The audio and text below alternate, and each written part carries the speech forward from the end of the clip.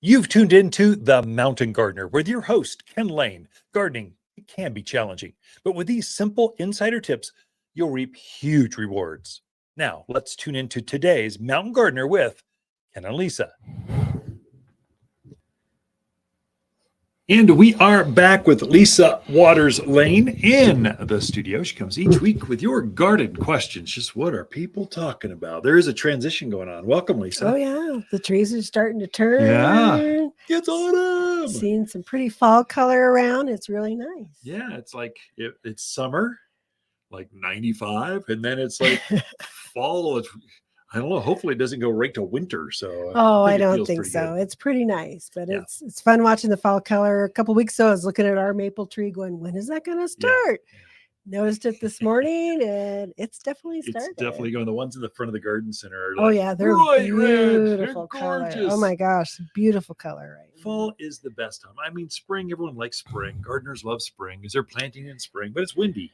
And it's violently cold, and you're always worried about your plants. And this time of year, it's not windy. It's beautiful. It's like the best time of year. Winter is like stay inside, bake cookies. Summer is we should travel. We should go someplace. Where's the next cruise? Where are we going?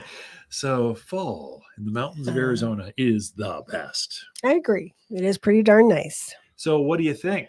What's any good questions? Any questions? Well, it is fall, but the aphids don't know that it's fall. Yeah. Okay. So a lot of problems with aphids right now. A lot of it on yucca, the red yuccas. A lot of roses are having aphid issues again. So Paula was asking, she's got it on her roses, on her yuccas. Can she use the horticultural oil this time of year to treat for aphids? So Paula, that is a great question. Now, aphids.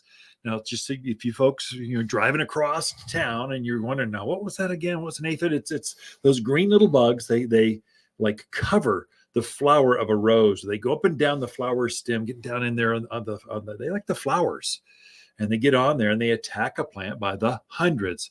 And so they can suck the life out of the plant. They actually pierce the plant's tissue, suck the juice out, and it just causes damage. You really don't want them. They love cool nights, bright days. That's their time. So they don't like summer. They don't like winter. They like spring and fall. This is their time. And they'll be with us through really the end of the year. And then by January, it's too cold. And they kind of hibernate underground. Or I don't know what they do. They go somewhere. The question from Paula, though, is, can I use a horticultural oil, to kill aphids? Absolutely. Now, here's a secret. Horticultural oil, you should not spray on plants when it's summer-like. So it doesn't, if it's under 90 degrees, go for it. And again, read the label. This is all on the label. But if it's under 90 degrees, you go for it. It's the safest, easiest, most effective bug killer you can have. So highly effective. And basically, unless Paula lives down in Phoenix, you're good to go up here. So yeah, go for it. Spray them. And what I would do is I'd come back and maybe 7-10 days, do it again, because aphids, there's so many of them. They're hard to kill, all of them. So you'll find some are left. So if you go back a second time in a week or so, it knocks them right out. That should get rid of all of your aphid problems. I would check because I noticed a lot of times this time of year, they're not the aphid, there's something else. The big black brown ones that get on your spruce. They love spruce. They love pines, apple.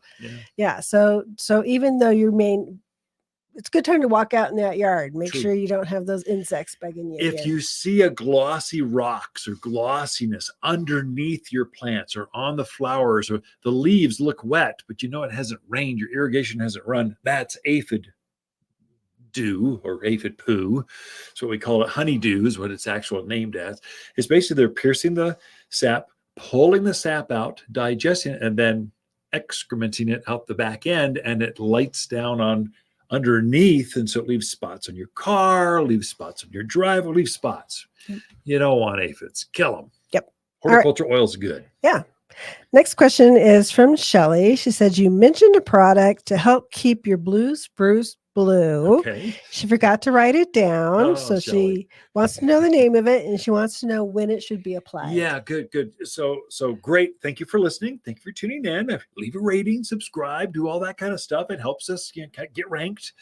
But basically, it was aluminum sulfate. So plants pick up aluminum out of the soil and they coat the green needles or the green foliage, and it turns it silver or turns it blue color.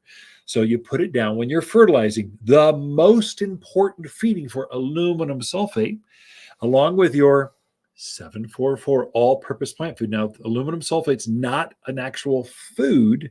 It's an element. It's a naturally occurring thing that plants like, and they pick it up and go, gosh, I'm so beautiful when I've got aluminum all over my foliage.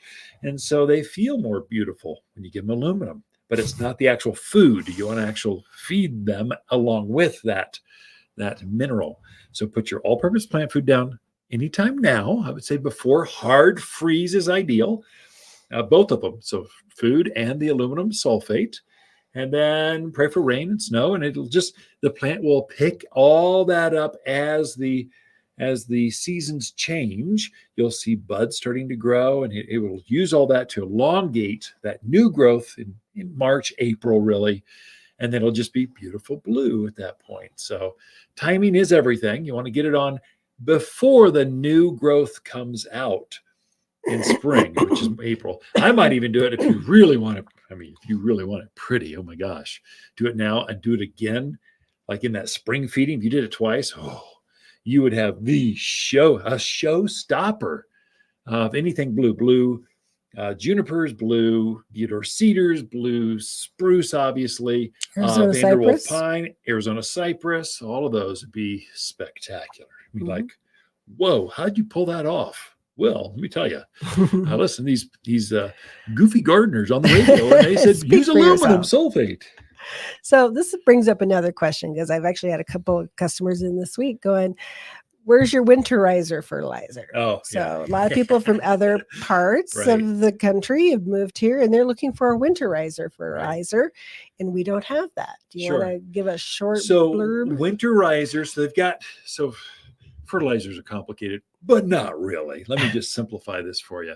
So that's a synthetic fertilizer. So you're using a different ammonium nitrate. That's what they make bombs out of. That's an ammonium nitrate mixture of synthetic fertilizer. And so you switch it up so the plants can absorb that through a cold climate. In the summer, they don't pick up that. They pick up sulfates, not nitrates. And so it kind of changes. So they'll change up the formula. If you're using organic fertilizer, and you should, we encourage that. In fact, that's all we sell here at Waters Garden Center. We want to move people over to organics because it's safer. We're all drinking groundwater in the mountains of Arizona. We don't want those chemicals to be in the water basins, in your well. And so we've put two blends together that are all organic.